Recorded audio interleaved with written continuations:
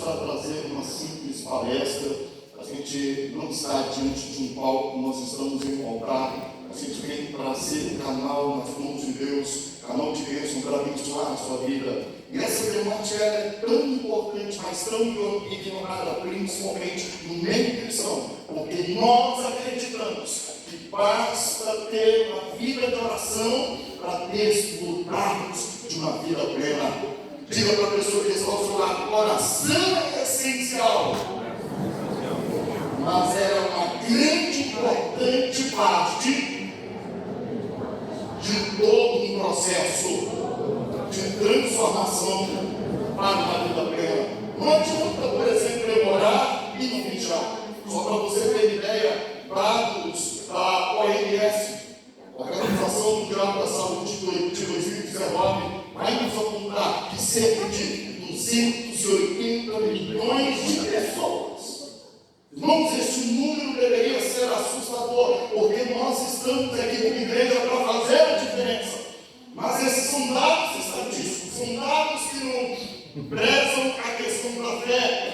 Eles tratam apenas o que é diagnosticado na sociedade. 280 milhões de pessoas no mundo viviam com depressão. Isso em 2019, antecedendo a pandemia. Esse dado já está desatualizado. Talvez a pessoa que você está sentado aí ao seu lado, essa pessoa talvez sofre de algumas questões, de algumas situações, e às vezes não percebemos, porque não nos falta muitas vezes o olhar, não o olhar clínico de um profissional. Pela graça hoje do psicólogo, especialista, pós-graduado em teoria da cognitiva comportamental, recebo pessoas no set terapêutico. O que nós percebemos que não é mais uma teoria que vai resolver a causa, que não é mais um conceito que vai trazer alívio à dor humana. É preciso ter um olhar de Cristo, é preciso ter um olhar de compaixão, porque senão nós continuaremos recebendo nos nossos consultórios pastorais, esse é um gabinete, a maneira do consultório, né? No nosso gabinete pastoral, vamos receber pessoas dilaceradas, destruídas, e vamos apenas nos preocupar com a seguinte pergunta: vai bem contigo? Vai bem com você? Vai bem com a sua casa? Vai bem com a sua família? Eu não sei se você sabe, mas a maioria das pessoas não consegue nem mesmo descrever, porque tanto dói na sua alma. E como aquela mulher que não pediu, ela não pediu, mas ela recebeu porque alguém pediu para ela. Então a gente, como profeta de Deus, temos que tomar cuidado. Já estou liberando uma palavra profética para você que chama. Eu acredito que tem profetas nessa casa. Eu acredito que tem profetisas nessa casa. Muito cuidado com o que você deseja para o outro, porque tem poder nas suas palavras. E essa mulher, ela não pediu a Deus um filho, mas o profeta chegou, me olhou e percebeu e falou: quem sabe o sonho dessa mulher era ser mãe? Ela me fez um cargo, estou aqui repousando e desfrutando do trabalho das suas mãos. Então Deus ouve a minha oração e Ele libera uma palavra. Ele nem, na verdade, não sei, nem orou a Deus, Ele só decretou. Se você for olhar ipsis-literis no texto, a Bíblia diz que Ele manda o seu discípulo sondar e verificar qual era a necessidade daquela mulher. Ei, qual é a sua necessidade nesta manhã? O que te falta? Talvez no meu olhar te faltam coisas que você nunca sentiu falta. Nós não podemos medir os outros. Nós não podemos medir os outros pela nossa própria visão de mundo. Nós precisamos acolher e receber o outro com o que ele traz.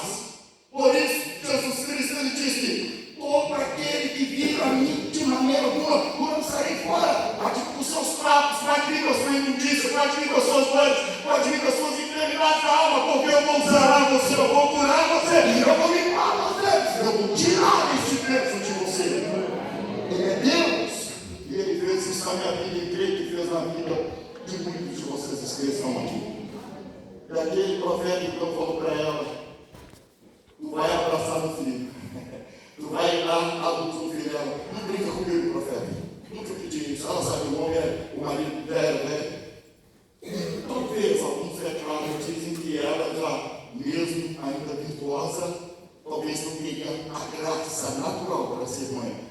Isso é conjecturação humana.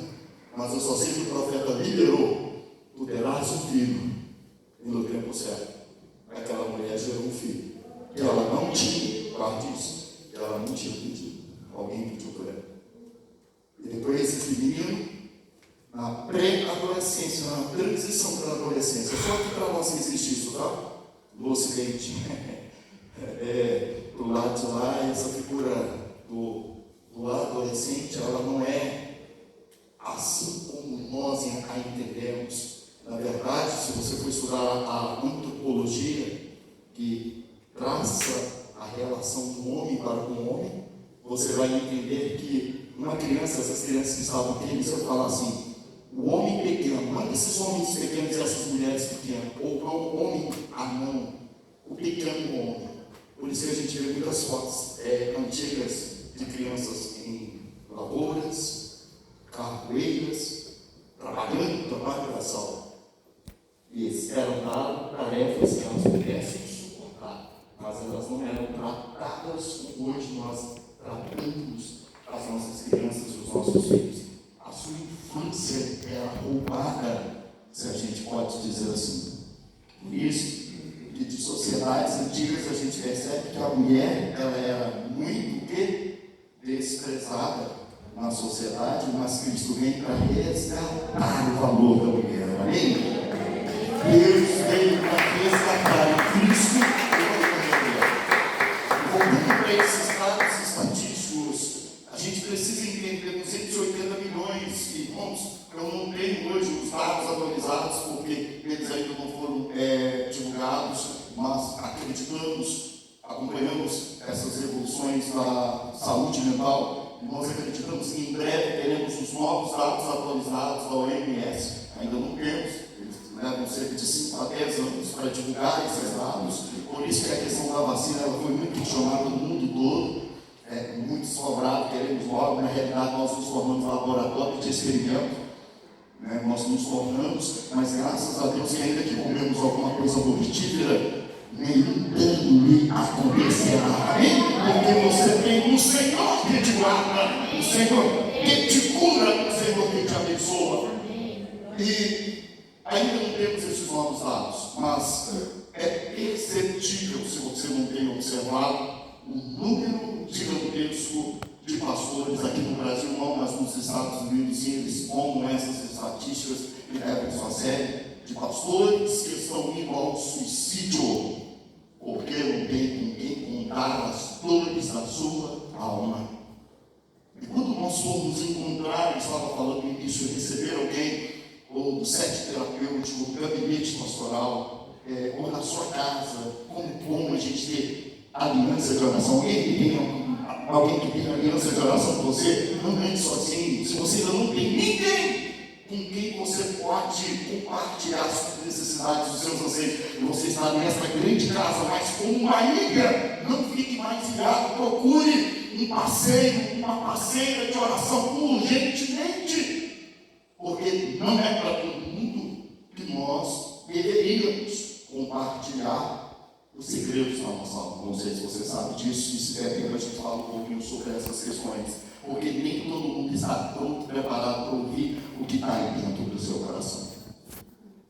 Eu te vejo por fora, e quando o profeta manda o seu moço olhar para aquela mulher que vem numa carruagem às pressas, em tempo que não era noite de lua, não era noite de celebração, não era tempo de consagração, não era tempo de buscar o Senhor, ela vai ao encontro do profeta. Ele manda o seu moço e fala assim: vai lá e pergunta para ela o que ela precisa, se está tudo bem com ela, se está tudo bem com a casa, e ela vira e fala que estava tudo bem. Aquele menino discípulo que estava sendo treinado não tem olhar que é necessário ter quando nós estamos diante de uma honra. E ele simplesmente falou: ela está tudo bem, não estou entendendo nada. Ela virou para ele antes dele sair, na verdade, e disse assim para ele: mas eu preciso de alguém para falar e dizer o profeta. Quem matou, eu acho que agora mesmo assim ele é capaz de durar, porque eu nunca pedi, não sei qual profeta não vi, e agora, depois de maduro, estava morto na cama que eu fiz para você. A responsabilidade é sua. Você quer ter a responsabilidade de carregar essa carga sobre você? Por isso que a Bíblia diz que nós não devemos o quê? Impor precipitadamente a nome de ninguém. Porque virou um tal agora, eu sou profeta, você é profeta, você também é profeta, e eu profetizo. Cuidado com isso. Por isso que nós oramos aqui pelo pai espiritual dessa casa. É interessante e necessário a gente estar debaixo da cobertura que Deus nos colocou. Não é que eu quero, não é que eu vou buscar, é onde Deus me colocou. Se você quer sair dessa cobertura, não saia como filho que quer a morte do pai. Porque é isso que o filho pródigo disse para o pai: não quer meu, quero a minha herança, eu quero que o Senhor morra, para que eu possa viver a vida que eu quero. Amados, você já amou tanto alguém? Eu queria perguntar para vocês, não só para as mulheres, sabe? Porque parece que esse negócio de amor é só para mulher. Quem aqui é casado, quem aqui está casado, casada, levante a mão. Amém? Está com o companheiro, está com a companheira, eu sei que vocês estão ausentes. Diga assim para ele, principalmente para ele, né? As mulheres que estão próximas, vamos falar assim: amor não é coisa só de mulher, não, viu? Pode dizer para ele: amor não é só coisa de mulher, não, viu? Então, se você algum dia já amou tanto alguém, que talvez você perdeu de si mesmo. Você já conheceu alguém? Você já teve um filho, pai? Apaixonado por uma moça? Dor de cabeça que tem hora de ser um filho apaixonado, ué. O menino não te ouve mais. Irmãos, isso é tão sério. Eu estou falando de uma relação de pai para filhos. A gente fica assim, meu filho, onde você vai, menino? O menino agora aparece, não tem mais pai, porque ele encontrou o quê? O amor da sua vida. Ele passa a amar tanto alguém, ele passa a adorar a si mesmo, e principalmente as pessoas que são do seu círculo familiar, que são tão importantes para si, para a sua sobrevivência, para a sua existência e para a história de vida que ele construiu. Ele esquece e apaga isso, parece, na sua memória. Não consegue mais ver, não consegue mais respeitar, não quiser. Acabou. Os caras vão ver lá. Porque eu vou estar com amor. Fala comigo assim: com amor da minha vida. Sério, alguém que já amou muito, já ficou muito apaixonado. Muito apaixonado demais. Ao ponto de você ver a pessoa, parece que o coração vai sair pela garganta. Eu não sei você, mas quando eu vi a minha esposa pela primeira vez, por isso que eu digo que meu cunhado é bonito, né? Olha só como bonito, né? Ela é linda, a minha esposa. E já era quando eu era jovem. Quando eu chegava perto dela, irmãos, eu preparava um discurso para falar com ela. Só que Cristiano, que eu chegava, o coração parecia que estava aqui, ó. Não saía nada. Eu ficava ouvindo ela em cima lá, vermelho.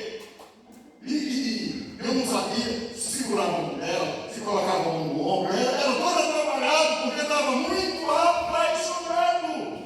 E não queria, de forma alguma, decepcioná-la. Eu não queria que ela tivesse uma má impressão de mim. Todavia, nós corremos o risco que quando amamos alguém de forma tão, mas tão profunda, que nós não percebemos, mas quem está próximo começa a perceber que ninguém mais importa a não ser aquela pessoa amada. Essa pessoa, ela está ocupando um lugar, um espaço tão grande no meu coração. E eu queria te dizer uma coisa. O tema dessa manhã, psicólogo é assim mesmo, diz que psicólogo, todo mundo, como é que vocês falam? O negócio que vocês falam aí, todo mundo o quê? De um ponto de doideira, né? De loucura, né? E psicólogo, pouco tem muito. Ou eu botei doideira de todo mundo, eu tem muito, né? Mas enfim, eu até esqueci o que eu estava. Me lembrei onde eu estava, eu sei que vocês sabiam, foi? O tema da manhã, obrigado, é dependência emocional versus dependência de Deus. Dependência emocional versus dependência de Deus. Eu não tinha como chegar aqui e começar com vocês, falar, parecendo uma palestra, falando sobre isso. Vocês entenderam? Vem esse cara com isso aí. Esse negócio comigo, irmãos. Ela tem tendência emocional comigo. Já te falei, você já ficou um dia tão apaixonado por alguém que ninguém mais importava para você. Não tinha cansaço. Você já viu quando a gente está apaixonado, não tem cansaço para ver quem a gente ama? Não tem tempestade, mas quando começam os ventozinhos na nossa relação para com Deus, a gente começa a colocar ele à prova. Coração. Diga comigo, coração é altar. Ó, o que a gente faz no altar? O que a gente faz no altar? Entrega. Alguém mais? Oi? Oração, adoração. Deixa eu levar todo de duas, porque ele vai estar falando. Daqui a pouco eles vão levar isso aí. Vamos todos sozinhos, vocês que praticar. Sacrifício. Tem um negócio aí interessante. O que a gente faz no altar? Esse sacrifício de entrega. O nosso coração, dele procede todas as saídas, todas as fontes da vida. Provérbios 4:23 vai falar o que para nós? Sobre tudo o que se deve guardar, guarda o teu coração. Alguns vão dizer que ele é o centro das emoções, mas eu não sei se você sabe, eu quero começar a quebrar alguns tabus para o judeu. Quando se fala em coração, ele olha para aqui, ó, e não para aqui. Mas nós, quando fala em coração para nós olhamos aqui e ignoramos, arrancamos isso aqui de lado. Sim ou não? A gente perde a razão totalmente. Porque agora é tudo bom. Eu estou gostando desse lado, deixa eu gostar do lado de cá também. Porque agora é tudo bom. Amor, como eu amo demais você. Por você eu entregaria o quê? O meu carro. Alguma vez entregaria o carro dele ali, o carro para fazer aquela checagem da minha esposa. Está começando a verdade, irmão? Será que eu vender essa caminhonete? Juntar aquela afirmativa? Enfim, por amor, a gente está disposto a entregar cuidado com o coração, porque o coração é um altar. E quem é que deve ser adorado no altar? No altar nós fazemos o quê? Uma oferta de adoração. Mas todas as vezes que eu amo alguém demais além de Deus, eu estou oferecendo um culto de idolatria. Às vezes a gente pensa, irmãos, porque acostumamos com isso, é apontar o dedo do outro, nós achamos que a idolatria são as muitas imagens de esculturas. E alguns de nós, por medo de ser confundido que estamos em um culto pagão de adoração, de idolatria, às vezes a gente até quebra relacionamentos familiares, ou até mesmo um grau de parentesco, que a gente fala assim, agora eu sou de Deus, eu não vou poder ir ao seu casamento, porque você vai casar perante um altar de idolatria. A idolatria não está no objeto, a idolatria está onde? No coração. E se a gente não entender isso, quantas vezes nós tiramos Deus deste altar e colocamos o outro e não percebemos que estamos em idolatria perante o Senhor. E quando eu estou em idolatria, eu posso orar. Deus disse assim, até se Moisés, e tem um homem aqui fora que entra em mais problema, ele fala assim, se vocês orarem por mim, para que eu mude a história de Israel, eu não os ouvirei. Por causa de quê? A idolatria que há no coração do meu. Isso é muito sério. Isso é muito sério. Por que eu venho para Cristo e eu abro mão, por exemplo, do secularismo? Por que eu... Você já fez essa pergunta? Por que não está falando? Não está falando de Deus, não está falando nada de pornografia, de coisas imundas, não está falando nada demais. Por que eu não posso ouvir uma música secular? Você pode. Tudo, inclusive. Só nem tudo que eu posso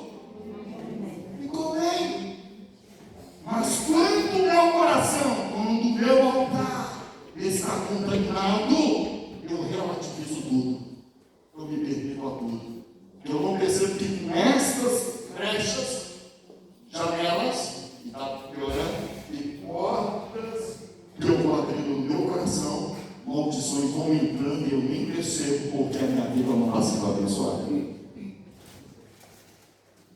Nós precisamos então olhar. Se você já esteve preso em um relacionamento onde você sabia que o outro era a pessoa mais importante da sua vida e sem saber, você estava fazendo um mal terrível para você, ao ponto de que quando essa pessoa vai embora, ela vai te deixar, o que a gente percebe na relação social lá fora, assim, pelo amor de Deus. Em alguns casos também já estudei alguns pastores que tiraram a vida da parceira, porque ela quis ir embora, mas ele se sentia tão dono dela, ela estava tão ironizada no seu coração, que ele preferiu matar e depois suicidar. Isso é sério, irmãos. Nós estamos falando da igreja agora e que a gente mais vê por aí são crimes, o quê? Crimes passionais, por causa de quê? Essa tão terrível chamada que nós ignoramos, dependência emocional. Depender dele. Dependência do outro. Nós temos 4 perfis, eu não sei se eu vou conseguir falar sobre eles, porque eu não vi pensando em falar sobre eles, já até fugi aqui do meu script, mas nós temos 4 perfis de padrões dominadores que nos colocam em uma relação de dependência emocional. Vou te falar rapidamente eles, não estou preocupado com eles, mas eu gostaria que você soubesse que eles existem. E muitas vezes a gente enxerga isso com o outro e não enxergamos em nós mesmos. O primeiro é daquela que nós chamamos, no set terapêutico, na clínica, de vítima natural. Quem é a vítima natural? A vítima natural, se nós olharmos, existem outros pesquisadores sobre o comportamento humano, o desenvolvimento humano, que eles nos trazem 2 escadas.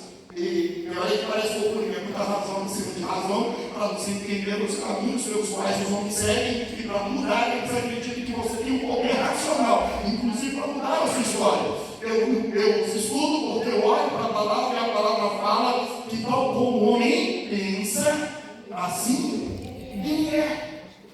Vê o poder dessas prisões invisíveis, sem parentes. Nós estamos falando de dependência emocional, uma cela, uma prisão, uma cadeia sem ser visivelmente aos olhos, mas que tem aprisionado homens, mulheres, jovens, crianças, meninos, meninas de Deus, inclusive, de Deus, cuja oração parece que não passa do teto, elas oram, elas suplicam, elas fazem o que é pedido dentro dos cultos, dentro das reuniões proféticas, mas ela olha e fala assim, mas por que a minha vida não muda? Porque só a vida do outro muda. A gente precisa olhar as suas relações. Nós precisamos olhar para as nossas relações. E as nossas relações passam por esse cordel chamado coração. Esse cordel de ouro, esse fio de ouro que se rompido, irmãos. Se rompido já era. E aí a Bíblia diz o quê? Lembra-te do teu Criador nos dias da tua mocidade, porque é o tempo que a gente tem mais de boa, mais disposição, mais energia, inclusive para amar alguém. Inclusive para amar alguém. Um pensamento de um amor sério, um amor doentio, um amor em que a gente se sacrifica, que a gente se atura, que a gente mata o outro para ter esse amor nas mãos. Para estar na cultura. Das 4, então, dos 4 padrões, nós temos esse primeiro padrão, vítima natural. E esses estudiosos do comportamento, eles vão nos apresentar 2 escadas. Quantas escadas? A escada da postura e a escada da maturidade. Interessante eles estão em busca do nome hoje brasileiro, em cima dessa teoria deles. É um negócio louco, estudar com eles, você fala, meu Deus do céu, mas a gente, seguindo o conceito de Carl Jung, conheça todas as teorias, domine todas as técnicas, mas ao tocar uma alma humana, isso aqui tinha que ser para nós, pastores, para os nossos conselheiros, ao tocar uma alma humana, seja apenas uma alma humana. Você não é cria de ninguém, você é apenas um instrumento nas mãos de Deus, e sem Deus nada podemos fazer. É por isso, irmãos, que nós não podemos colocar a nossa vida na mão de ninguém, senão na mão de Deus. Na Bíblia a gente coloca na mão do profeta, da profetisa. Eles vêm e falam assim, olha o que parece que está consultando o horóscopo, as coisas. Vem cá para você orar para mim para saber o que Deus. Esse negócio de Matrix aí, meus irmãos, você está lá com, como é que chama aquele romano? Orfeu, esse negócio do Orfeu aqui. É só em Matrix mesmo. Orfeu não tem todas as respostas para você não, mas a gente ignora muito. Aqui está toda a resposta que nós precisamos. Lâmpada para o nosso pé, luz para o nosso caminho. Aqui está a resposta para a manhã. Eu tenho que entrar nesses 4 padrões rapidamente com você, para você entender que nós estamos na igreja cheia de vítimas naturais. Talvez você vai ser natural que não fala sua vítima. Vamos falar, você vai ver que pode ter, já passei aí, se você já passou, já passou por aí. Diga para esse sua vítima. Pode falar, não tem medo, você vai ver que tem. Mas não estamos livres, porque somos humanos, ainda não somos anjos, ainda não temos asas, ainda não fomos transladados. Alguém tem pecado aqui, tem falha aqui. Antes de crer cegamente em mim, embora a palavra fala, crede em Deus e crede em seus, mas antes de crer no seu profeta, você precisa aprender a confiar em Deus. Diga comigo, o homem falha. Eu falho. Você vai sentir isso. Mas tem hora que quando a gente está na dependência emocional, a gente acredita que todo mundo falha, mas aqui que nós amamos, aquilo que nós colocamos aqui dentro, não falha. Por isso é um culto de idolatria quando nós colocamos outra pessoa aqui, senão Deus. Porque amar não é sentimento puro e simplesmente, tipo, meu amar não é puro e simplesmente sentimento. Amar é decisão. É onde você decide. Onde você tem que decidir, melhor dizendo, aqui ou aqui. Quem decide só por aqui, vive a sorte. Pode ser que vai dar certo, e pode ser que o quê? Não vai dar certo. Mas mesmo se alguém mostrando para ele, confirmar para ele, vai dar errado. Porque ele decide por aqui, e se ele quiser acreditar aqui, ele vai falar o quê? Eu vou fazer o quê? Dá certo. E quando a gente se destruiu nas relações, na intimidade, se envolveu em relacionamento sexual fora do casamento, o que mais acontece ainda hoje, principalmente nas igrejas. As pessoas, muitas vezes eu vou até falar, as pessoas, elas ocupam um lugar sagrado como esse de adoração a Deus.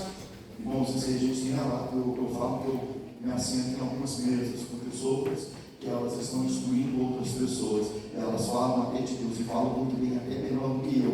E quando eu vou olhar, elas estão saindo do motel, elas estão falando de uma dança, elas tiveram e perguntam assim, como é que vocês vão lá? Uau, você quer ir no passo ao caso? Uau. Aí eu vou fazer aqui no apóstolo Paulo. Você tinha que ser aqui no apóstolo Paulo. Você tinha que o quê? Estudar tudo. Mas reter o quê? Somente. E como é que eu sei que isso é bom ou não? Porque tem muita gente que vai te apresentar muita coisa que parece a resposta que você precisa, mas não é de Deus. E aí, como sabe? Você não disse que é bom? E ele vai te provar que é bom. Olha só, primeira vez, depois que eu fazer assim, sabe? Depois que eu consegui desse pouco, depois que eu estou vendo essa mentoria, e tal, olha só, esse negócio aí, tal, não sei o que tem. Deixa esse menino embora. Por falar em dependência emocional, a gente toca muito nisso. Quando é a hora de deixar o outro ir. E não é difícil falar sobre isso no altar, porque a gente aprendeu no altar que é o quê? Até a morte nos separa. Mas quando deixar o outro ir, sem me envolver, sem gerar dependência emocional e idolatria perante o Senhor que é dominado. Isso não é sério, não? Quando deixar o outro ir? Já parou para pensar sobre isso? Mas deixa eu voltar aqui para algumas palavras. A vítima natural, ela vai falar o tempo todo que ela está passando. Você fala assim, não, por favor, hoje vai ter um culto de missão, aí você pensa, mas eu não posso, eu não entendo, eu tenho que ir um monte de coisa para pagar, será que o pastor vai me ajudar?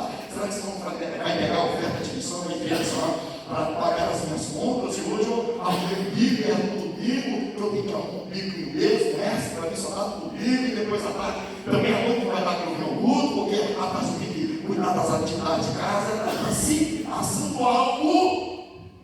E aí, dentro da escada da maturidade, a gente olha para justificar o que passando e os comportamentos que ela vai tomar em cima daquilo que ela está passando. A vítima natural é aquela que fala o tempo todo os comportamentos que ela vai tomar em cima daquilo que ela está passando. A vítima natural é aquela que fala o tempo todo. Ela justifica. Ela primeiro reclama, né? Pegar uma postura e falar, reclamar, justificar. Quando ela começa a amadurecer, ela vai começando ela questionar, ela começa a questionar. Quando ela começa a questionar, ei, tem um questionador aqui. Por que eu estou passando o que eu estou passando? Você tem que questionar isso. Ao invés de ficar só reclamando, ninguém se fala comigo, ninguém se interessa pela minha doença, a vítima natural. Ela está reclamando o tempo todo, fala comigo, pastor. Ai, meu Deus do céu, aqui em casa ninguém me ajuda. Ela quer alguém que lhe dê atenção. Porque tem escondido aí dependências emocionais de pais, de criadores, de um amor que não foi correspondido à altura que ela esperava. E ela não percebe essas questões naturais, emocionais, fazem interferir na sua vida espiritual. Porque eu não sou apenas um corpo, eu sou um espírito, tenho uma alma e habita um corpo. Eu não vivo apenas em um mundo. E quantos mundos você vive? Tem gente que vai falar assim, agora direito mesmo. Tantos mundos paralelos que você vai criando, que não precisa criar, só cria mundos paralelos demais, diversificados por causa dessa forma chamada dependência emocional. Nós vivemos ou deveríamos viver em apenas dois mundos. Quais mundos são esses? Inclusive, nós só temos dois corpos. Olha isso aqui, coisa. Quando nós vamos olhar para a palavra, principalmente em Gênesis 1, quando a Bíblia vai falar que Deus nos formou, macho e fêmea nos formou, Ele nos criou, a Bíblia vai dizer assim, no mesmo dia, só que a gente não olha isso, porque a gente vai olhar depois a explicação do escritor, detalhando, ele fala, então mostra, que aí um dia o Senhor formou, criar diferente de formar. Talvez você está criando filhos, mas será que você não está formando para a vida? E se a gente não sair, se liberar dessa dependência emocional, nós vamos começar a replicar o que fizeram conosco naqueles que agora nós temos autoridade sobre eles, principalmente os nossos filhos, e também filhos espirituais. Porque eu acho que o que eu recebi, diz o apóstolo Paulo, inclusive, é que eu também vou entregar. E isso é para tudo, não é só na Santa Ceia. Tem gente que fala assim, meu pai me tratou assim, meu pai foi assim comigo, eu também vou ser assim com você. Eu aguentei, suportei, virei homem. Diga comigo, existem elas e elas. Não, você está em outra era. Inclusive, alguns já estão na nova era. Eu espero que ninguém aqui. Mas nós esquecemos de entender os ciclos da vida. E essa vítima intencional, essa vítima natural, se ela não se tratar, se ela não se curar, ela fica aqui o tempo todo. Um dia todos nós reclamamos demais. Sim, eu não. Será que foi só eu que reclamei da vida? Alguém já reclamou da vida também? Tudo ruim, mas não presta, aí não presta nada, não quero apaixonada, a mãe quer que começa a se tornar uma vítima natural. Se eu não presta, não sei onde eu taco a cabeça, eu fico enfiado, meu Deus, na minha esqueção de Deus, meu coração, é que me entreguei no coração para essa prática.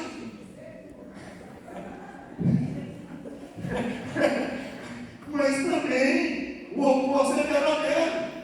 Tem um que ele falou assim, meu Deus do céu, que bruxa é essa que eu enxergava? Meu Deus, que vassoura voadora é essa, meu pai? Parece que o cara e a cara só começa a enxergar as coisas que as experiências que estão passando de momento. Ninguém pode se defender. Muito bom, obrigado. Vamos ver. Me surpreendeu. Mas eu queria analisar isso rapidamente, porque o passando, muitas vezes tem gente que está passando por coisas que ele nem está vivendo. Isso é difícil, porque é apenas aqui na mente. A batalha é aqui na mente. Tem gente que sente dores que não existe no corpo. Você vai procurar, o médico vai procurar, faz exame e não encontra. E aí, como igreja que a gente fala? Irmão, para essa raiz, em nome de Jesus, a sua oração tem poder? E todo mundo que você ora sabe? estamos entre dois mundos e temos dois corpos. Diga comigo assim, entre dois mundos e dois corpos. O mundo físico e o mundo espiritual. No mundo físico, o que aconteceu com Adão? Eu estava falando, Deus o formou primeiro. Mas no espiritual, não só que Deus os criou, macho e fêmea os criou. Não sei se eu posso falar isso. Jesus amado. Eu vou falar porque eu vou falar de acordo com a Bíblia, tá? É por isso que tem muita gente que está dizendo agora, assim, está acreditando que perdeu a própria vida.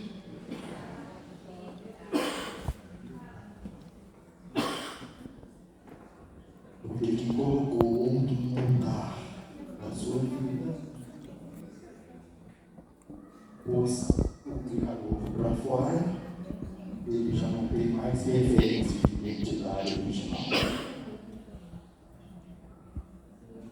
No mundo físico, ele olha e não se vê de acordo com quem ele se identifica, porque ele quer se identificar. Mas eu não falo isso, Senhor. Mas no mundo espiritual, que é a sua essência real, porque se o espírito em formato de fôlego de vida lhe é tirado, a alma que se tornou vivente naquele dia, ela deixa de ter o quê? Vida. E o que acontece com os mortos? Ele se torna pó. Este corpo não é quem eu sou. Ele é apenas uma casa onde habita o eu sou. Ele quer ser quem eu sou. Eu sou a imagem e semelhança do meu Criador. E quando ele pensou em sobre mim, ele criou macho e fêmea para o louvor da sua glória. Você pode aplaudir a ele? Porque só tem a identidade do outro no lugar dele. É complicado falar sobre isso, mas Deus me direcionou a trazer isso para você entender de uma vez por todas. Por isso que a gente vai colocar a mão humana. A gente não pode olhar para os estereótipos. A gente vai respeitar, a gente vai amar. Mas na hora de ser filho do Deus Altíssimo, você tem que buscar restaurar a identidade divina dele. Você é filho de Deus. Você é filha de Deus. Tudo bem, você pode querer não te chamar de Carlos, mas o Senhor trouxe para te dizer, você é filha de Deus. Deus ama você. Não sei o que te fez perder a sua identidade, mas ele compreende você, ele entende você. Se você voltar para ele sara essas feridas, e ninguém mais pode sarar dentro do seu interior. Só que com relativismo, a igreja assumiu esse papel íntima, natural, com medo de ficar reclamando, ela passou a conviver, a aceitar, como natural. E nem da natureza isso é normal. Senhor, basta a gente olhar para a natureza. Mas enfim, a segunda vítima, nós chamamos de vítima intencional. Mudou o papel, mudou. Estava, por exemplo, a vítima natural, agora é uma vítima intencional. Diga assim, vítima intencional.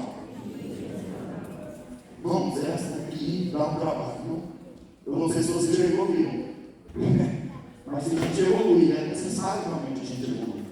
A vítima intencional, ela não apenas fala do que ela está passando, ela usa o que ela está passando para exercer domínio no outro.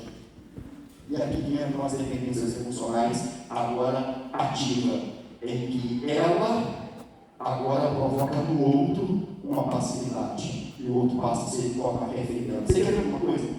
Você deve conhecer alguém que você já deve conhecer alguém, talvez você seja esse alguém. Ele fala assim, a minha vida não vai para frente porque eu tenho que cuidar da saúde dos meus pais. Eu abri mão de tudo, de viver, porque eu preciso cuidar da saúde do meu pai.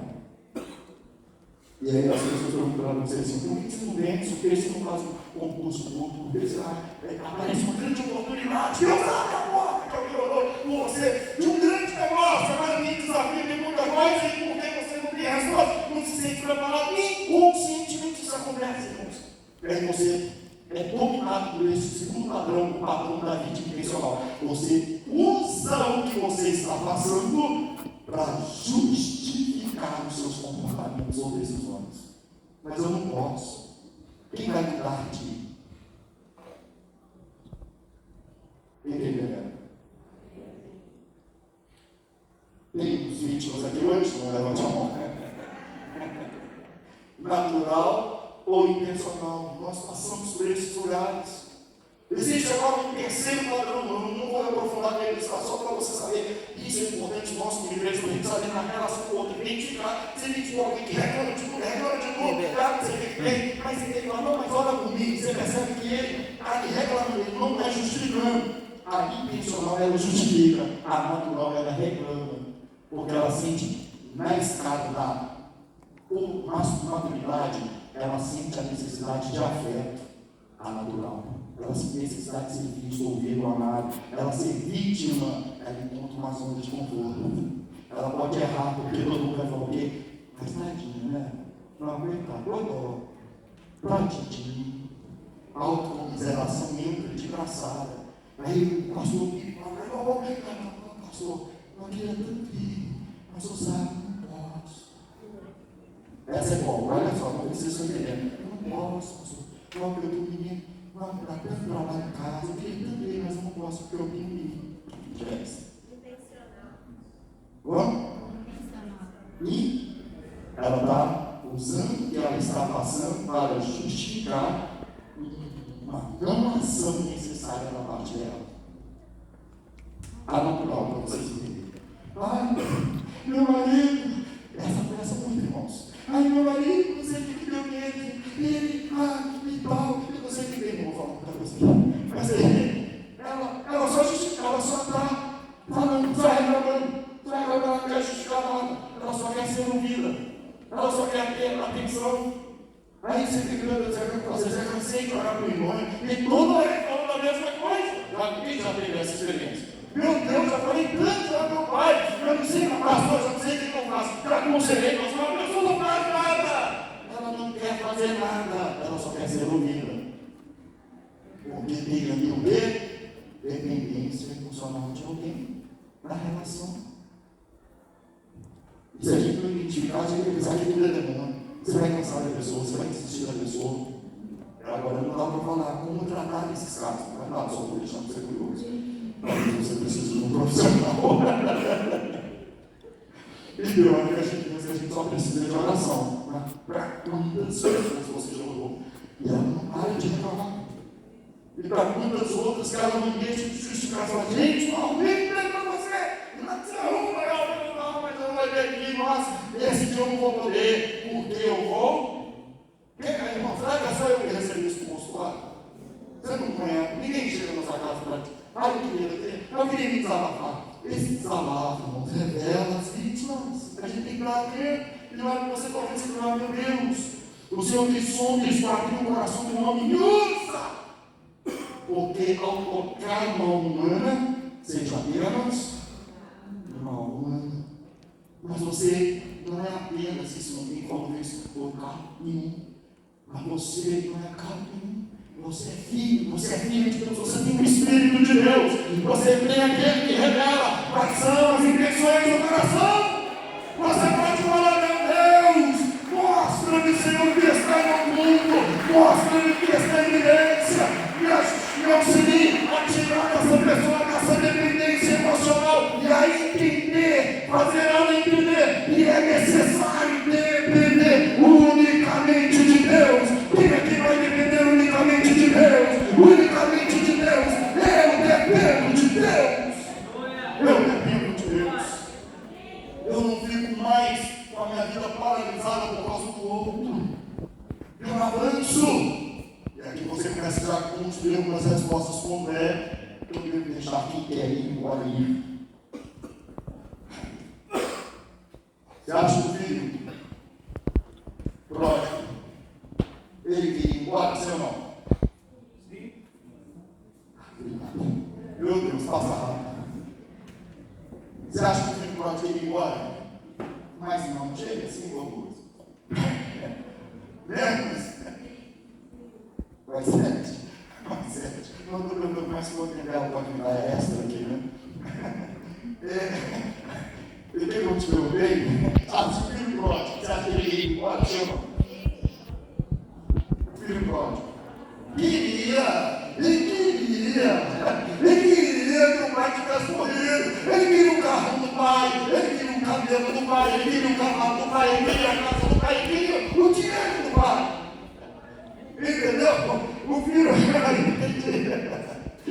isso é só negativa, mas só está certo. Ele queria ir embora. Queria. O que ele queria? Ele queria liberdade. E a pergunta que eu vou te fazer agora pode quebrar cadeias. Ele encontrou liberdade quando ele foi? Será que de onde você está querendo sair? Você vai sair para a liberdade ou para prisões que vão por país? Prisões invisíveis. Quantas pessoas você vai deixar machucada, ferida? Quantas pessoas te feriram nessa relação? E que por ter meio uma conversa difícil que é necessária, e conversas difíceis são necessárias. Mas é mais fácil separar ou conversar. Qual das duas é mais fácil? Separar ou conversar?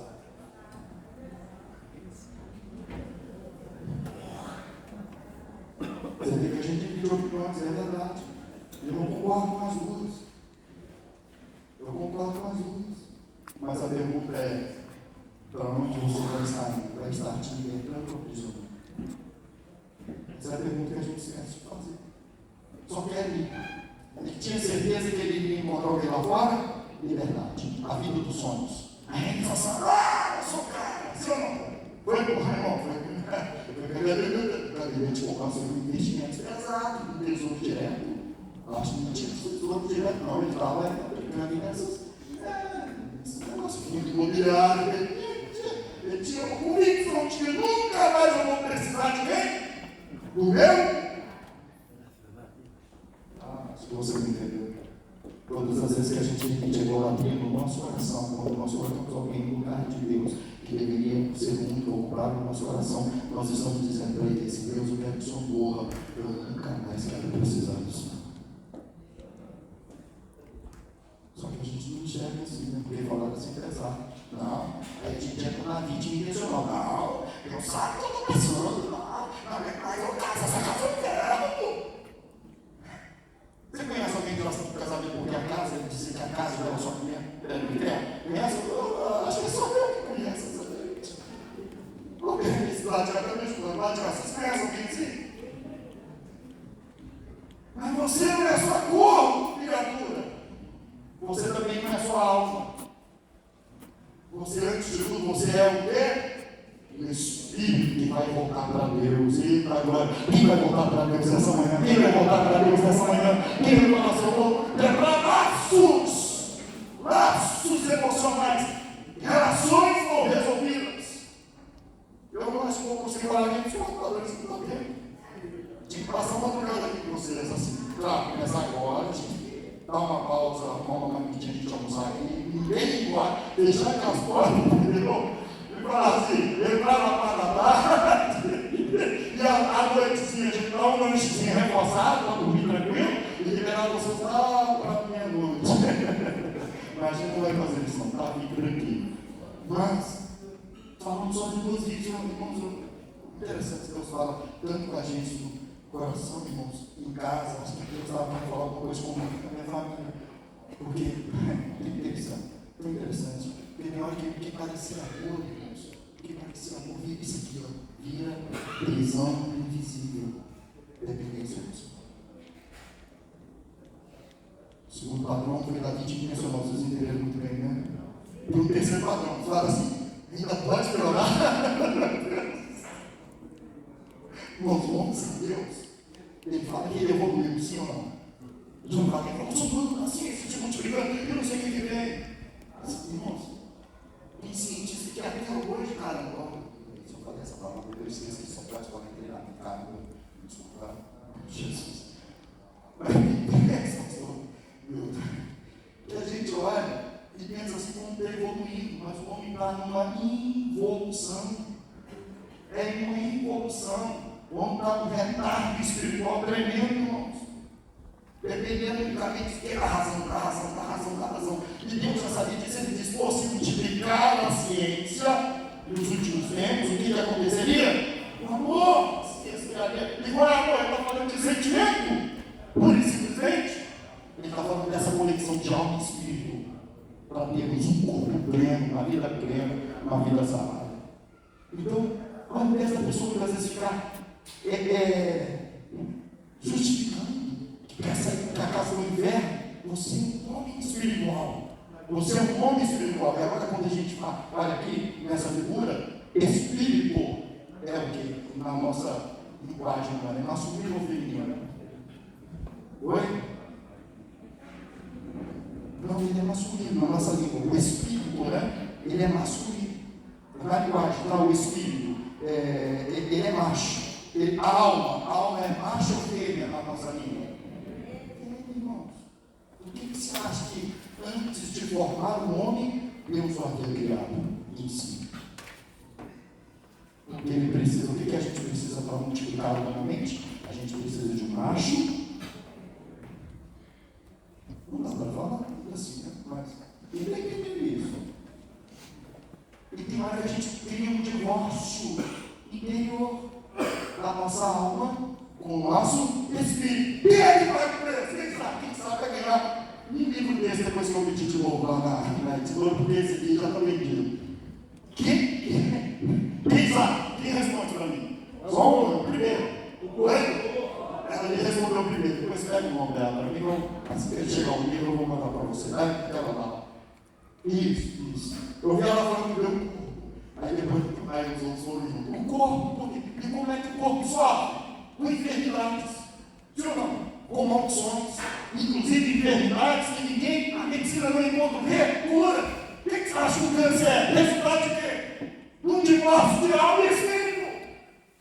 Essas enfermidades, irmãos, que a ciência não encontra cura, ele está dizendo assim: isso não é coisa física que a gente consegue resolver, não. Nós não temos resposta para isso. O que ele filho fala o quê? Nós vamos entrar com você no processo paliativo para te tentar dar qualidade de vida. Por isso que todos nós pecamos. E a Bíblia diz: porque pecamos, somos separados da glória de Deus. O cara, pelo menos esses quatro valores, para pelo menos você entender, depois eu quero ir no teu espírito para a gente encerrar. Embora me dê mais um espírito, não me quero sair aqui dele, concordo. A gente tem que ter ordem, né? Eu queria tanto ficar aqui. Vocês estão amando vocês. Vocês são tão atentos. Eu nem estou com fome, eu nem estou ligado hoje. Nem que gravo com você hoje, sabia disso? Minha vida está aqui para abençoar a sua vida.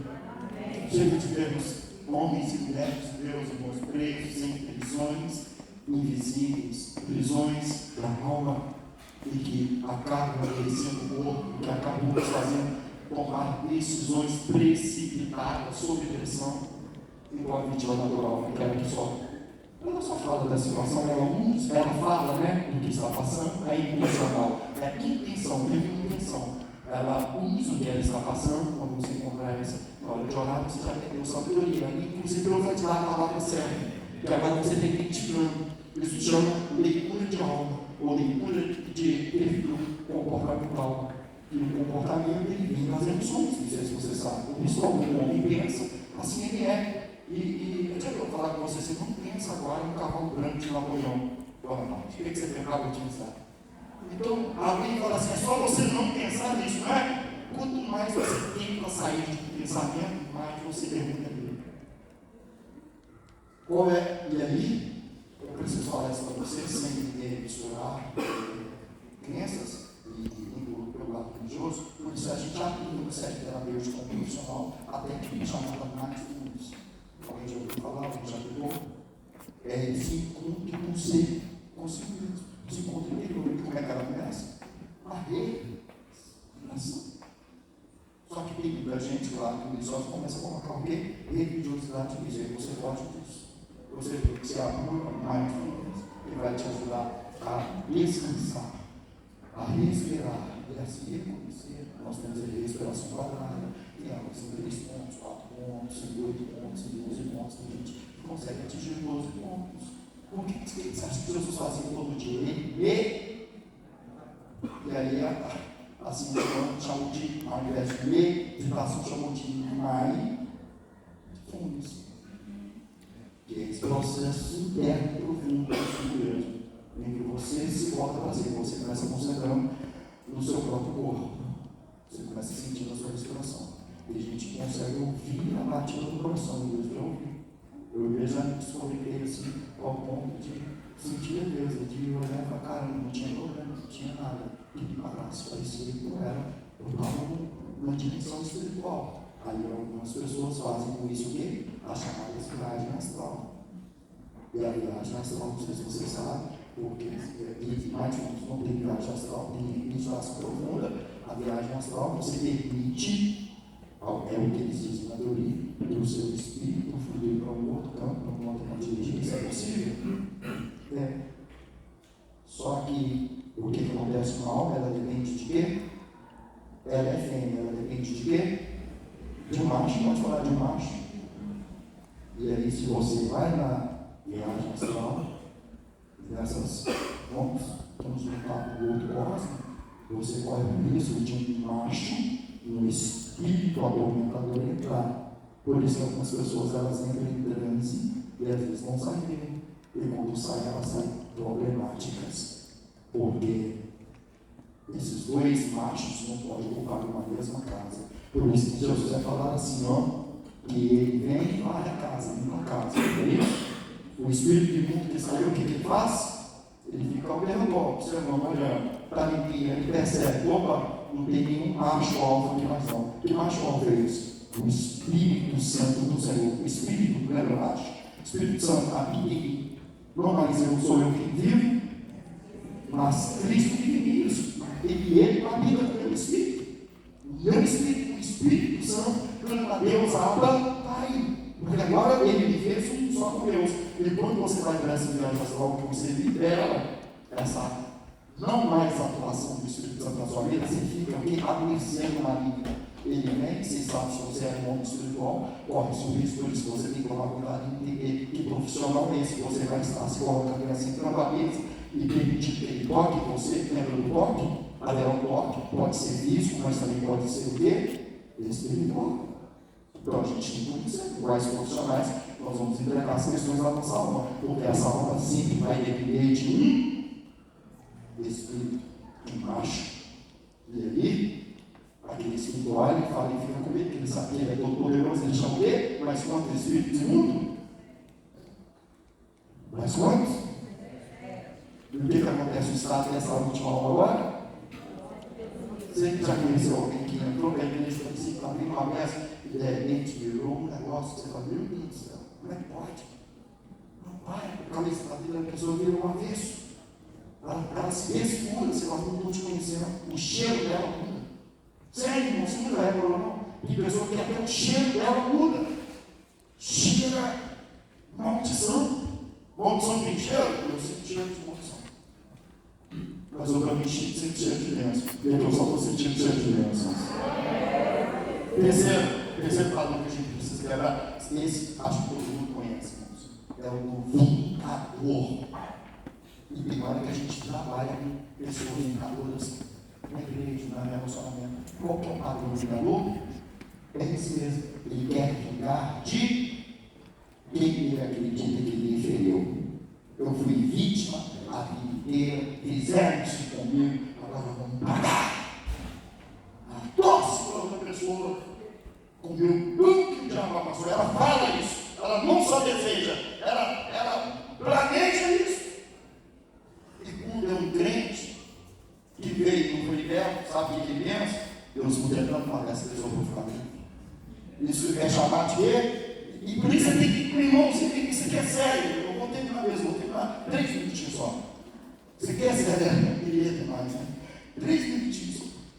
Você quer sério lá que você for orar para alguém que alguém tem sempre pergunta qual é o propósito?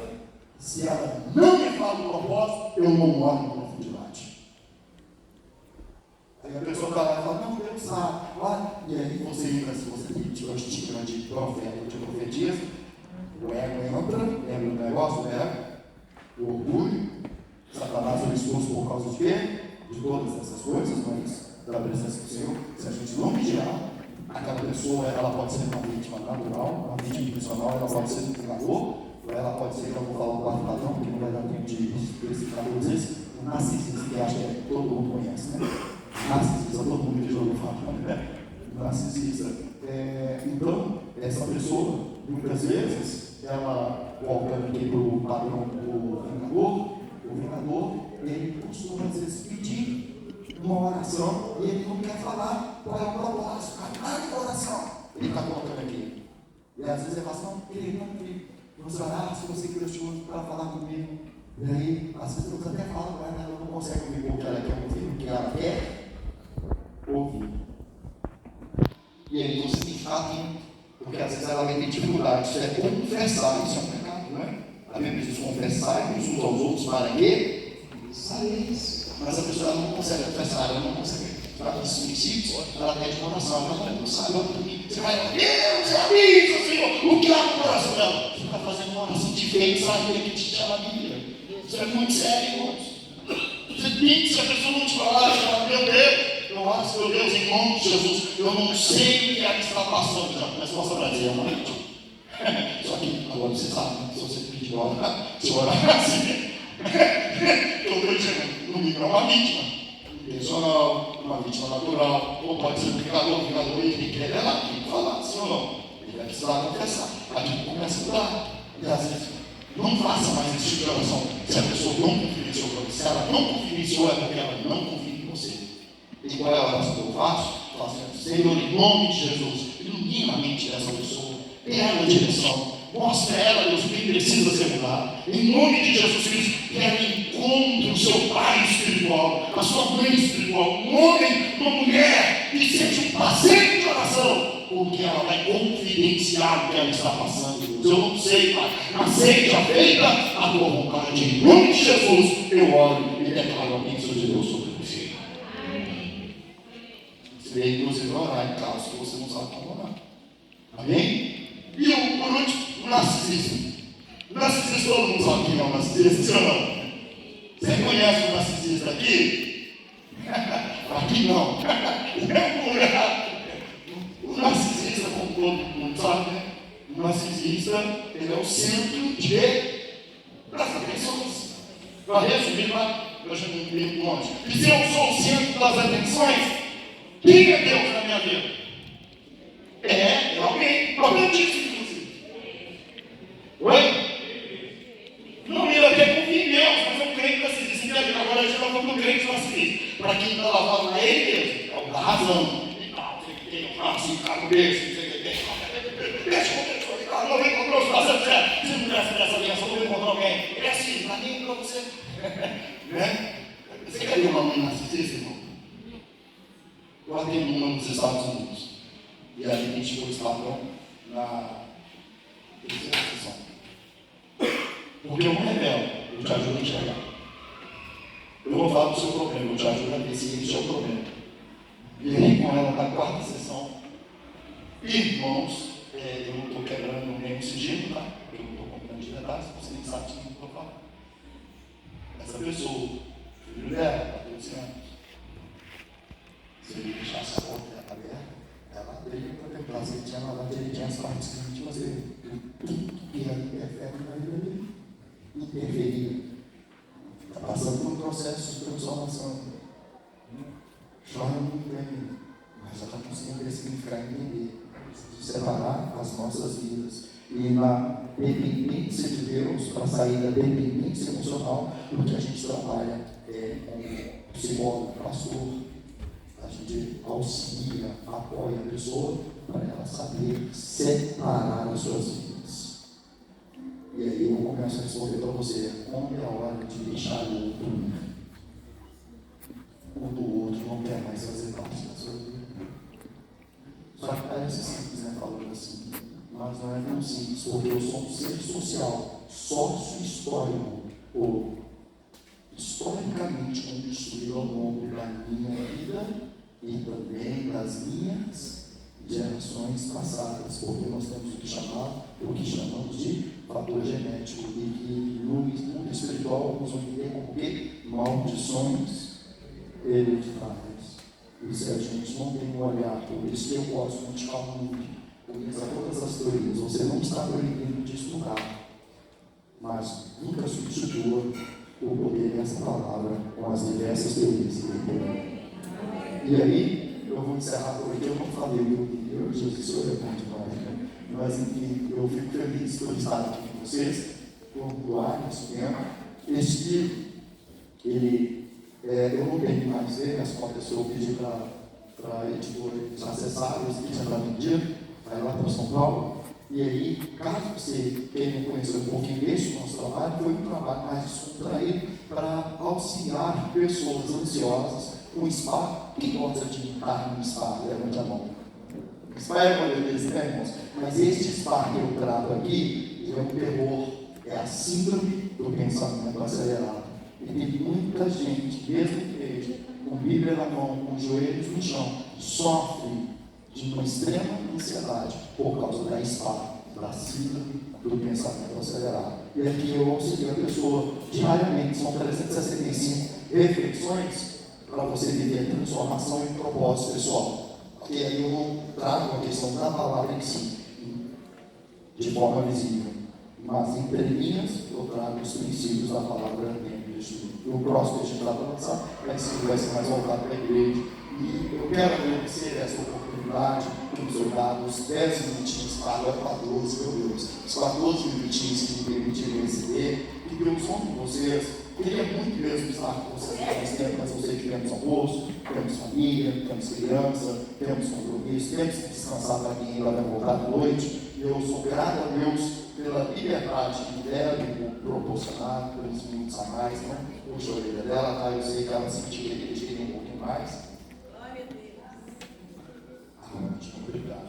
E a gente, antes de encerrar, nós vamos então estar em oração, orando para que Deus possa abençoar a vida de vocês. Eu queria, então, quando vocês vêm à frente, aqueles que quiserem, para a gente fazer esse momento de oração, eu, com muito cuidado, eu escrevi um relato que eu posso compartilhar com vocês, de uma cliente que eu atendi ano passado. Essa cliente, por questões de decidir pela medicação, que muitas vezes a gente quer fugir, outros querem o apoio nela. E a gente respeita todo mundo que eu disse para você, que importa é você, o sete terapêutico, a sua vida, mais importante da nossa. E ela decidiu então seguir apenas com psiquiatra. E eu tratei um caso com ela e eu chamei esse caso de quanto o que parecia amor virou prisão invisível. Pode ser que você se identifique, mesmo tendo a Bíblia na mão e os joelhos no chão, nós somos humanos, nós temos emoção, nós temos sentimentos, nós temos pensamentos, nós temos um corpo, nós temos tudo para que nos desconecte da nossa essência. Eu quero compartilhar com vocês esse relatório bíblico sem exposição de dados. No ano passado chegou ao meu consultório uma jovem de meia idade, seus 37 anos. Por respeito e ética, não mencionaria o nome dela aqui, mas eu nunca vou esquecer o olhar daquela moça. Os meus atendimentos são online, a maioria deles. Aquela moça, ela tinha um olhar de quem carregava dentro de si um luto não reconhecido, uma dor sem caixão, uma perda sem velório. Ela me contou que conhecia um rapaz. No início, ele era tudo o que ela sonhava. Palavras bonitas, promessas de amor eterno, mensagens de bom dia, boa tarde, boa noite, planos para o futuro. Parecia perfeito, ela encontrou o príncipe, o homem da sua vida. Mas aos poucos, o jardim virou deserto. Ele estava ficando frio. Ela começa a descrever, distante, inexplicável. A cada nova tentativa dela, de entender o que estava acontecendo, ele respondia com silêncio, com desprezo. Aí observa esses sintomas, tá? Nas relações. Com silêncio, com desprezo, ou com um olhar que dizia: você está exagerando, mas está querendo demais, está pedindo demais, você espera muito. A cada nova tentativa dela, então, ele, de entender o que estava acontecendo, era assim que ele respondia. Ela começou a fazer o que muita gente faz nesses momentos. Questionou se o problema era ela. A gente dá independência emocional, a gente não consegue enxergar que o outro também faz enquanto ela.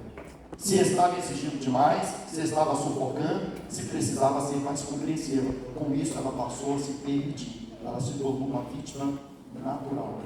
Ela reclamava, mas se permitia.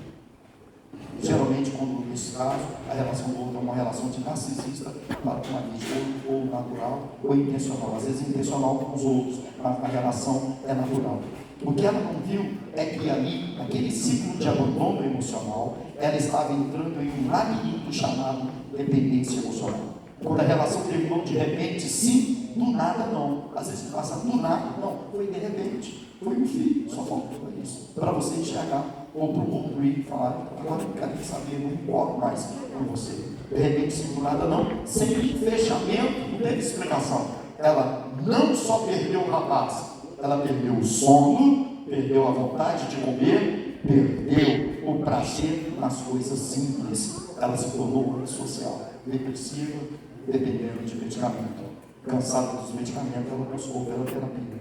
E a terapia é um processo que dói, porque eu não sou a cura para você. Você tem a cura que você precisa. Eu te ajudo a encontrar esse medicamento. E a gente vai dando dose. E tem hora que fica amargo demais. Aí para você prosseguir, você tem que aguentar, porque a dor faz parte do crescimento. Você pode dizer isso? A dor faz parte do crescimento. A vida dela foi perdendo a cor, datas comemorativas viraram peso, não comemorava mais nada. A vontade de sair sumiu. Uma grande empresária, uma grande mulher, estava tudo dependendo do irmão dele, e agora, porque eles tinham empresa juntos, e ela já não sabia mais, não queria mais nada. Mas sabe o que foi mais destrutivo? Na tentativa de aliviar aquela dor, ela começou a procurar interrupção em outros relacionamentos. Ela começou então a entrar no que a gente chama de um amor sem significado. E agora ela encontra homens que não querem o seu coração, mas que querem o seu corpo, que querem o prazer, e não querem a sua presença. E isso foi acontecendo. Homens emocionalmente indisponíveis, inclusive, o que mais me atraía eram homens que não estavam disponíveis para uma relação. Em outras palavras, podia ser casado, podia ter namorado, podia ter compromisso. Homens que só desejavam o corpo dela, mas não o coração. E quando finalmente aparecia alguém com boas intenções, ela travava, se auto-sabotava, tinha medo de se permitir ser amada de verdade. Ela não acreditava mais no amor verdadeiro. A dor da dependência emocional tinha deixado nela um grande milagre. Qualquer passo, qualquer nova tentativa de relacionamento era como andar descalça sobre cacos de vidro. Você quer saber mesmo a verdade? Tem muita gente no nosso mundo. Eu disse isso agora pela terceira vez para terminar. Elas carregam uma Bíblia na mão, mas o casamento, as relações, as convivências, não são as que Deus jamais pensou, nem pensou, muito menos que para elas. Mas elas colocaram máscaras. Elas assumiram um personagem que não são elas mesmas. Elas estão vivendo de aparência. Eu não sei se tem alguém aqui nessa situação, mas existe muita gente assim, de Bíblia na mão, de joelhos no chão, mas com o coração acorrentado por teias emocionais. E só o Espírito Santo pode romper com essas teias. Você pode até não se identificar com a história dessa moça, mas talvez a sua alma, corpo, alma, espírito, a sua alma, ela tem que se identificar com essa história. E a gente quer orar agora com você, para que a gente possa pedir a Deus graça, para a gente quebrar toda a dependência emocional. Tem um rapaz, se você quiser vir na frente, vamos orar junto aí mesmo. Tem um rapaz que eu acompanhei durante um tempo. Ele dizia o seguinte: os seus bloqueios têm tudo a ver com o seu propósito. O rapaz que eu segui, ele me fez acreditar nisso. O que te bloqueia hoje pode ter tudo a ver com o seu propósito. Talvez você não se sente amado, amada, ou é mal amado, incompreensível. Talvez você está passando uma dor tão indescritível, você fala assim: meu Deus, se eu pudesse contar tudo que eu estou passando, talvez eles iriam se escandalizar com a minha história. Mas temos um Deus que é Pai, Ele não se escandaliza, pelo contrário, Ele nos conhece, Ele sabe o quanto dói. Lembra do que eu disse em relação ao nosso apóstolo? Só Ele sabe o quanto dói não estar aqui esta manhã. Só quem sente a dor sabe como é duro esse processo. Mas Deus também sabe, Ele sonda, Ele esquadrinha o nosso interior.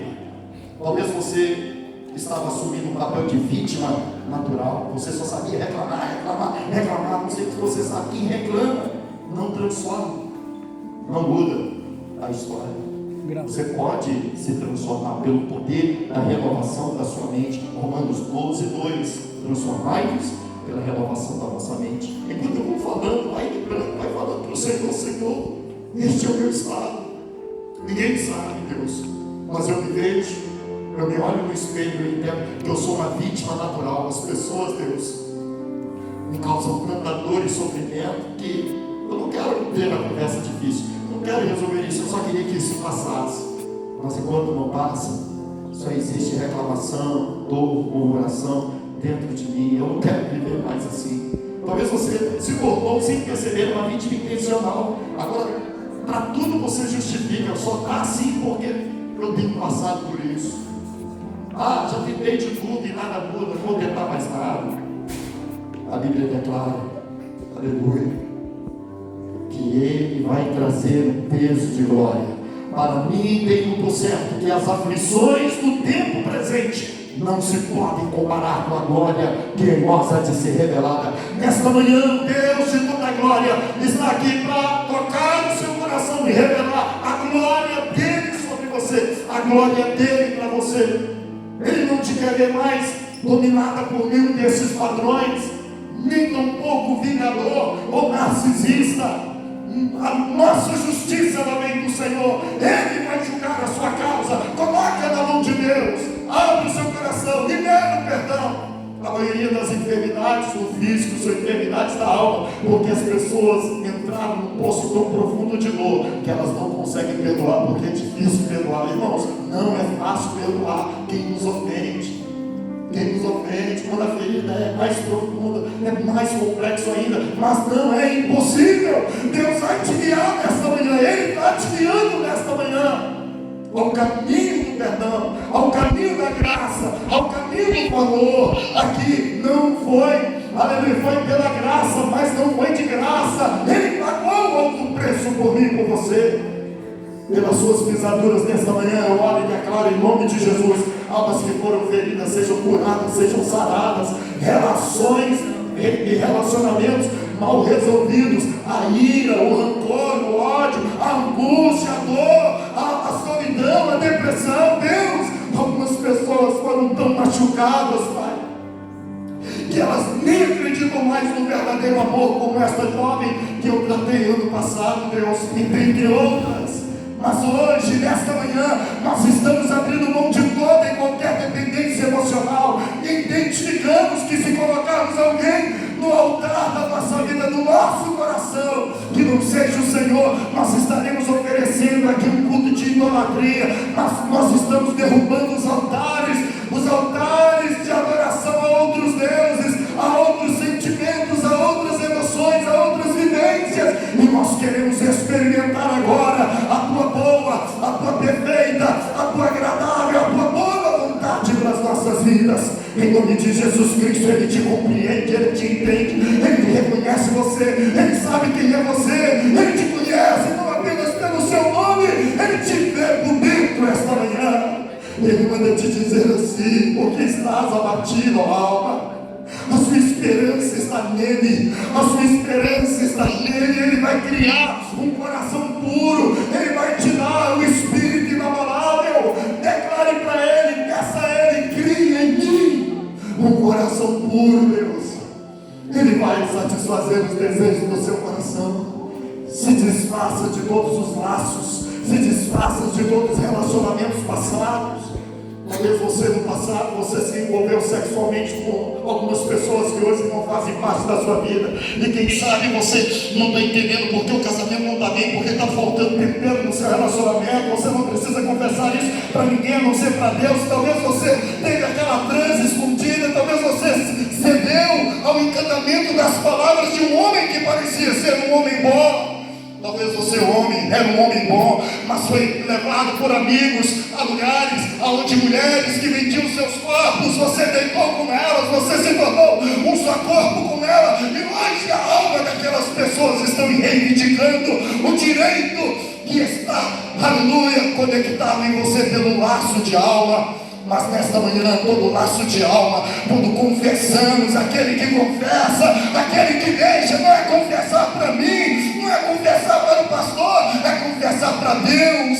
Tem pecados, irmãos, que parece que eles são como gemidos inexprimíveis, e que com os homens nós não vamos conseguir contar, com os homens nós não vamos conseguir revelar, mas para Deus você pode, para Deus você pode. Ele é Pai, Ele é seu Senhor, Ele é o seu Criador, Ele é o Deus que te ama, Ele é o Deus que te vê. Então eu oro para que caiam cadeias, para que altares que foram erigidos no coração, na sua alma, sejam agora destruídos, aleluia, como fez Elias. Você vai reparar o altar do seu coração nesta manhã, você vai dizer para Deus: Deus, o meu coração é totalmente teu, ocupa o teu lugar na minha vida, eu me entrego, eu me prostro, eu me rendo, eu me rendo, eu me rendo. E a Bíblia vai dizer: pelas suas pisaduras seja sarado nessa manhã, pelas pisaduras de Cristo, nós fomos sarados. Esta é a verdade de Deus para mim e para você, porque nenhuma maldição, nenhuma dependência emocional, praga alguma, vingador algum, narcisista algum, vítima intencional, vítima natural, vai ter domínio mais sobre a sua vida, porque a sua vida agora, ela tem o Senhor, e Ele se chama Jesus Cristo, aquele, aleluia, que restaura a tua alma, aquele que cura as suas feridas, aquele que coloca um anel no seu dedo, para que você seja chamado de filho, para que você seja chamada de filha. Assim eu oro, para que as emoções sejam restauradas. Oh, porque estás abatida dentro de mim, ó minha alma, porque te perturbas dentro de mim. Espere em Deus. Declare isso: eu vou esperar em Deus. Espere em Deus, ó minha alma. Eu ainda vou louvá-lo, eu ainda vou adorá-lo. Estás aqui,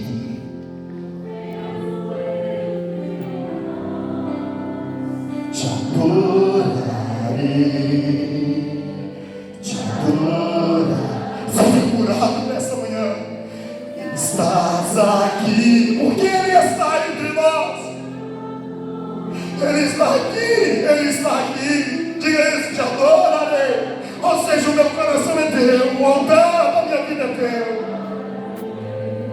Aleluia, aleluia, aleluia, aleluia. Eu vejo cadeias quebrando, eu vejo correntes sendo estraçalhadas. Acredite nisso. Eu vejo prisioneiros sendo colocados em libertação. Aleluia, cadeias estão ruindo.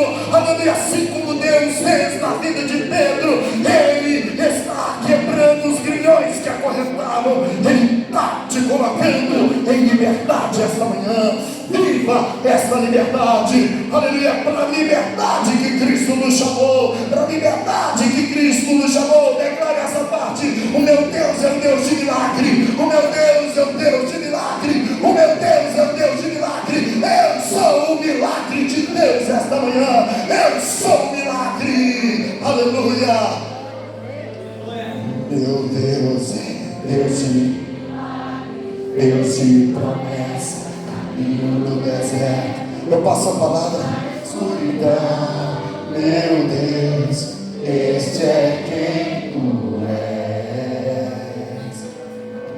Meu Deus é Deus de milagres, Deus de promessas, caminho no deserto, luz na escuridão. Eu sei é quem tu és. Aleluia, aleluia.